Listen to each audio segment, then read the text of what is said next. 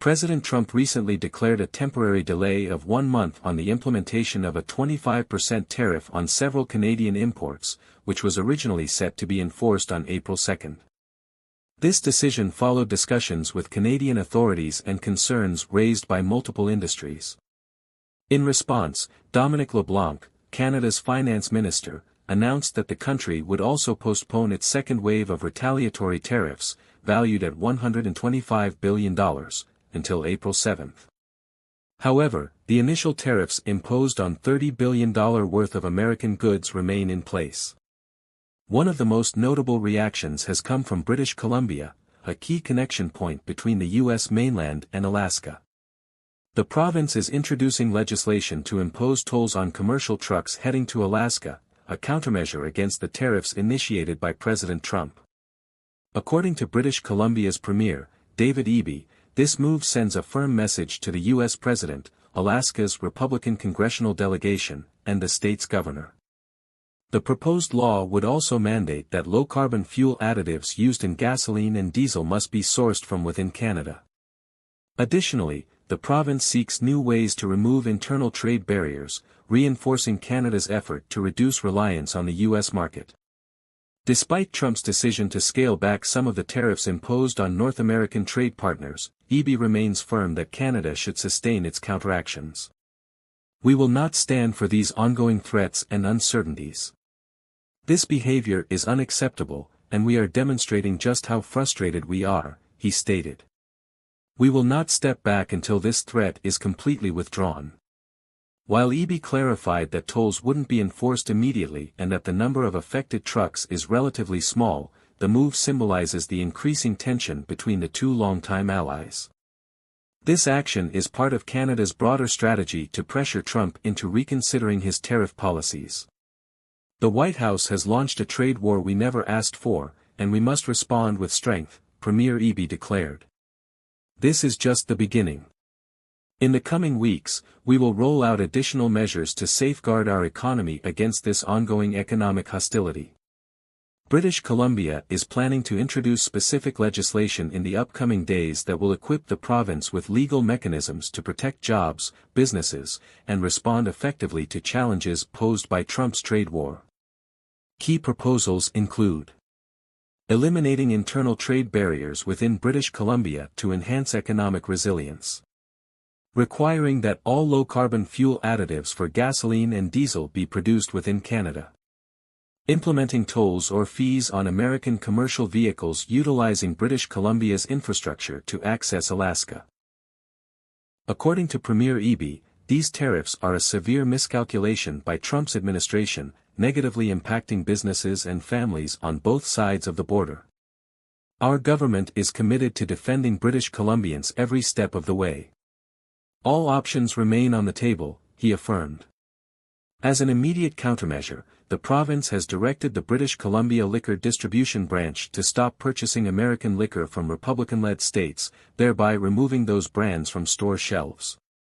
Furthermore, BC's government agencies and Crown corporations have been instructed to prioritize the acquisition of Canadian goods and services. These efforts align with Canada's national approach, which includes the federal government's 25% tariff on $155 billion worth of U.S. imports. Provinces and territories are taking similar steps to diminish reliance on American trade, and British Columbia is actively seeking new international markets while accelerating major investment projects valued at $20 billion. These initiatives aim to generate approximately 8,000 jobs, particularly benefiting rural and remote communities.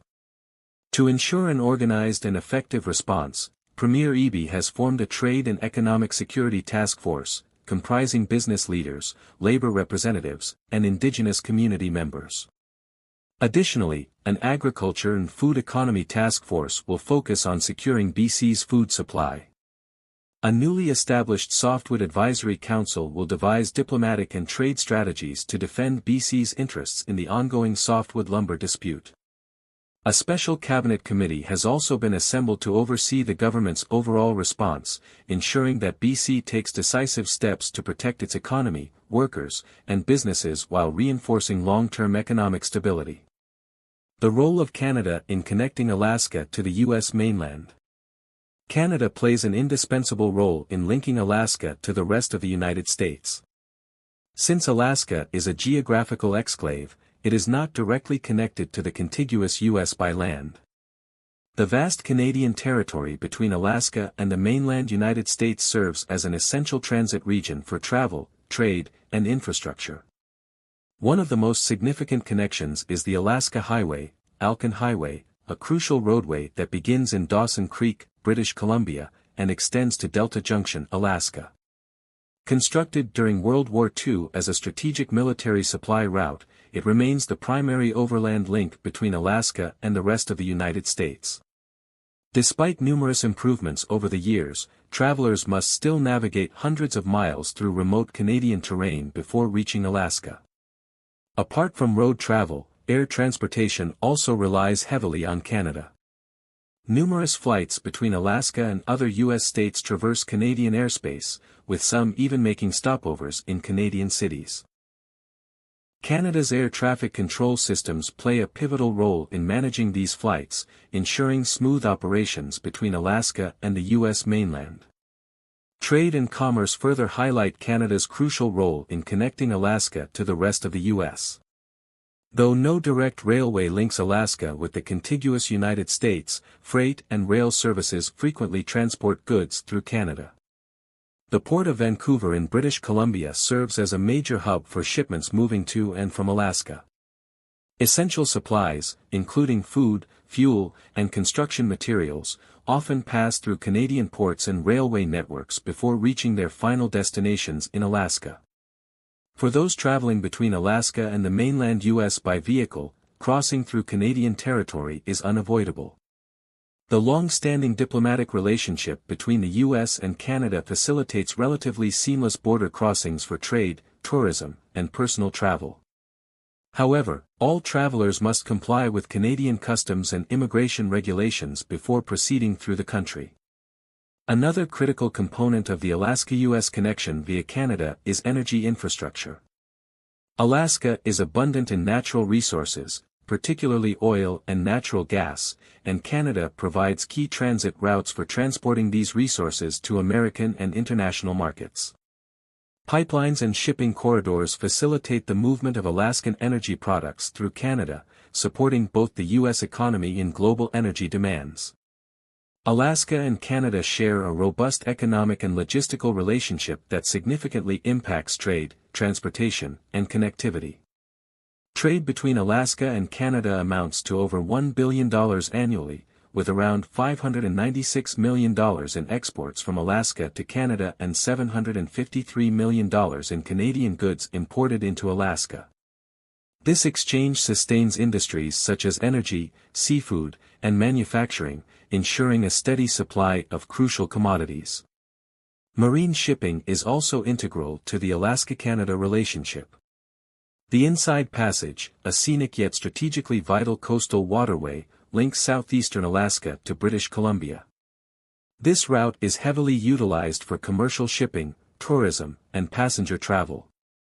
Regular ferry services, including those managed by the Alaska Marine Highway System and BC Ferries, facilitate movement between Alaskan and Canadian coastal communities. These ferries are not just for tourism but also serve as a vital transportation option for residents in remote regions with limited road access. Premier Tim Houston has strongly condemned the tariffs imposed by the Trump administration, labeling them as reckless and short-sighted. In response, Nova Scotia has unveiled a series of countermeasures to mitigate the economic impact. These actions include banning American businesses from bidding on provincial government contracts, reviewing existing agreements, doubling tolls for U.S. commercial vehicles on the Cobequid Pass, and removing American-made alcoholic products from Nova Scotia Liquor Corporation stores. Furthermore, a contingency fund has been allocated in the 2025 to 2026 budget to counteract tariff-related consequences. Beyond these immediate measures, Houston has emphasized the need to strengthen domestic trade by eliminating internal Canadian trade barriers and expanding global market opportunities. He reassured Nova Scotians that his government would continue to defend their economic interests, encouraging residents to support Canadian businesses during this time of uncertainty.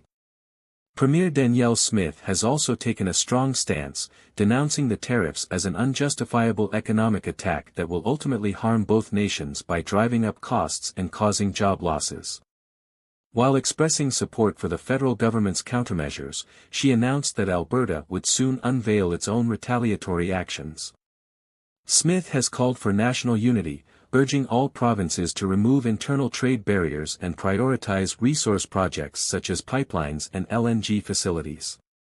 Additionally, she stressed the importance of strengthening Canada's global trade ties and bolstering national defense spending in an increasingly unpredictable world.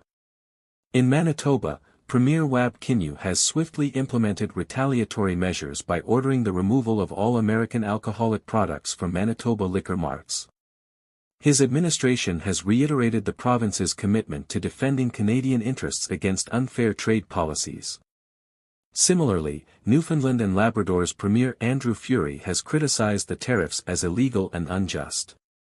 He has enacted immediate counteractions, including removing American products from Newfoundland and Labrador Liquor Corporation shelves, halting procurement of U.S. goods and services, and expanding market opportunities beyond the U.S., particularly in Europe.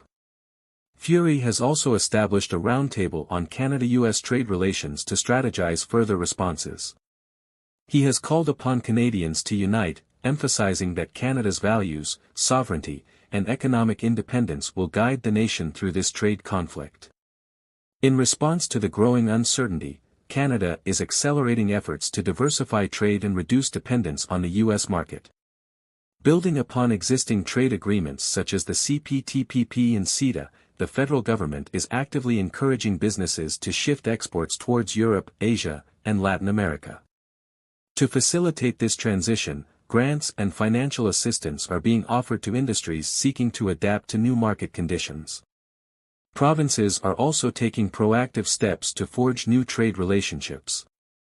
British Columbia, for instance, is fast-tracking investment projects and seeking overseas customers. Meanwhile, Atlantic provinces are expanding seafood exports to Europe. While the U.S.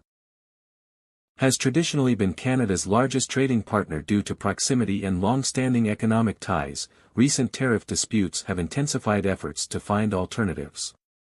Canada's strategy includes leveraging its preferential trade agreements with the European Union, multiple Asia-Pacific countries, and various Latin American nations.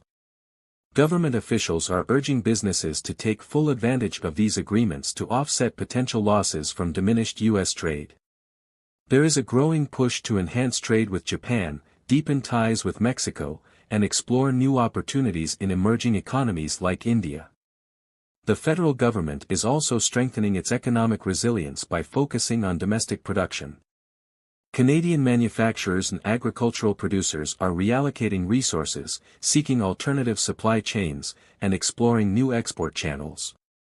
Retailers are actively substituting American goods with Canadian or international alternatives. Though this transition will require time and adaptation, the current trade tensions have created an urgency that is driving significant change. Historically, trade disputes between the U.S. and Canada are not new. The two nations have endured several economic confrontations over the years, one of the most notable being the softwood lumber conflict, which has persisted since 1982. The U.S. lumber industry has long accused Canada of unfair subsidies, leading to countervailing duties and retaliatory measures. This lumber dispute has resulted in multiple legal battles, tariff rounds, and temporary agreements, making it one of the most protracted trade conflicts in North America. Additional trade friction points include Canada's dairy supply management system, which has frequently clashed with U.S. demands for market access, as well as past disputes over country of origin labeling requirements for meat products. Previous U.S. administrations have occasionally imposed tariffs on Canadian goods, leading to countermeasures and eventual resolutions. One historical example is the Smoot-Hawley Tariff Act of 1930, which saw the U.S. raising import duties on thousands of products. As America's largest trading partner at the time, Canada retaliated by increasing tariffs on 16 categories of U.S. goods, causing a collapse in bilateral trade.